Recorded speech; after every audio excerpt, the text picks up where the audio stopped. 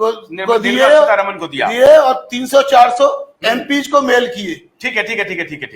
ये बात मैं आपको शिव जी इसलिए बताना चाहता था, मैंने इन्होंने रोका नहीं ताकि प्रकाश जी भी थोड़ा जाने कि जो सरकार में बैठे लोग हैं इकोनॉमिस्ट हैं, वही इंटेलिजेंट हैं, ऐसा नहीं है। सरकार में बैठे डॉक्टर्स ने पिछले 3 साल किया, दुनिया ने देखा उसका।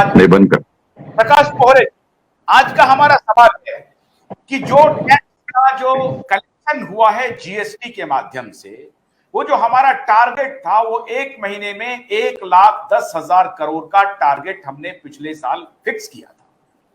अभी तक का जो कलेक्शन चल रहा है वो लगभग 1,80,000 करोड़ रुपए का हो गया है। टारगेट से लगभग 70,000 करोड़ रुपए का हमारा ज्यादा कलेक्शन हो रहा है पर मंथ। उसको आलोक में रखते हुए, उसको ध्यान में रखते हुए ध्रुव जी कह रहे हैं कि साहब आप पेट्रोलियम पदार्थ को टैक्स फ्री करो, जिससे कि लोगों के जेब में पैसा जाएगा, डिमांड जनरेट होगा और इकोनॉमी में ग्रोथ आएगा और 11% तक जंप कर सकता है।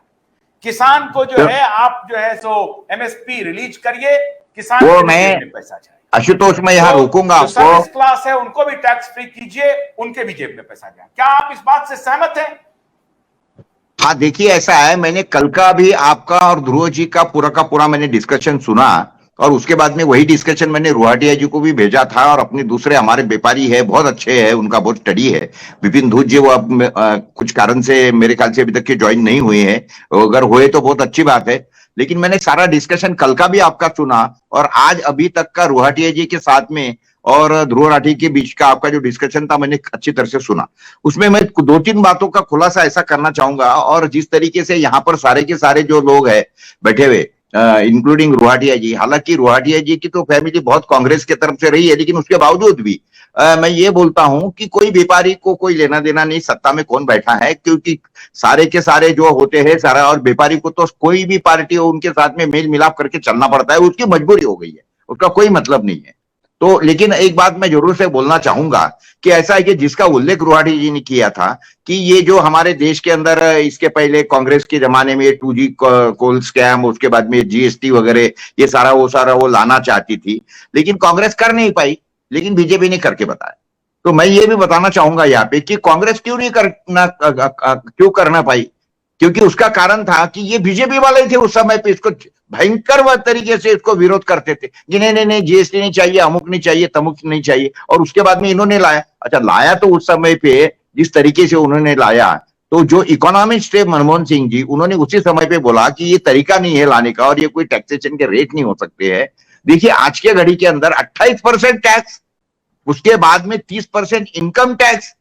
वो टैक्स, देखिए टैक्स के बारे में एक ही शब्द मैं आपको बोलना चाहूंगा जिसके ऊपर सारे लोग एग्री हो जाएंगे कि टैक्स कितना चाहिए, तो आटे में नमक बराबर।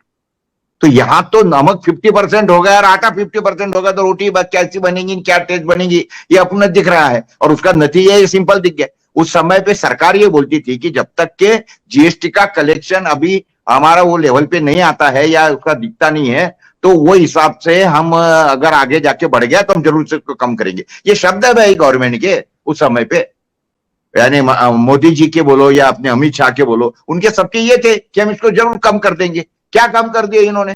कोई कम नहीं कर दिया, जैसे कि वैसे सारे के सारे बढ़े हुए हैं और उसका नतीजा दिख रहा है।